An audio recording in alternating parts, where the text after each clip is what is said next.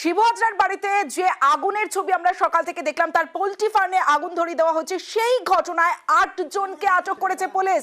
সন্দেশখালীতে 8 জনকে, জেলিয়াখালীতে আটক 8। শিবু হাজরার বাড়িতে হামলা, আগুনের ঘটনায় 8 জনকে আটক করেছে পুলিশ।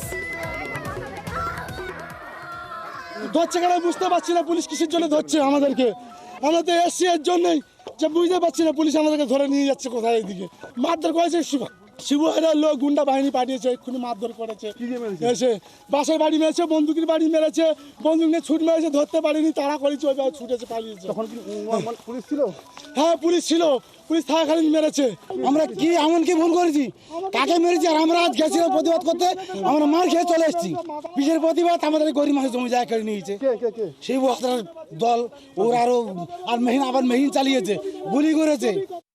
এখানে কিছু দুষ্কৃতীরা এখানে একটা ফার্ম হাউস, পোলট্রি হাউস ছিল, প্লাস একটা ঘরের বাড়ির মতন ছিল। তো এরা ভাঙচুর করেছে, সামান সব কেড়ে নিয়েছে, আগুন লাগিয়েছে। তো আমি আমাদের মিডিয়া বন্ধু দিয়ে আমি শুধু এটাই বলতে চাইছি কি যে লোক আমাদের স্ট্রং টিম আছে, যে লোক এরকম দুষ্কৃতীরা করছে, পুরুষ আছে বা মহিলা আছে বা যে ওটা উস্কাচ্ছে, ওকে ছাড়া যাবে না, স্ট্রং অ্যাকশন নেওয়া হচ্ছে। আর যদি কারো কোনো গ্রিভান্স আছে তো আপনারা প্রশাসন, সব রকম প্রশাসন আছে, আমরা সবাই আছি, আপনারা আমাদের সঙ্গে যোগাযোগ রাখুন। আমরা কোথায় যাচ্ছি না, কোথায় যাইনি, কোথায় যাব না।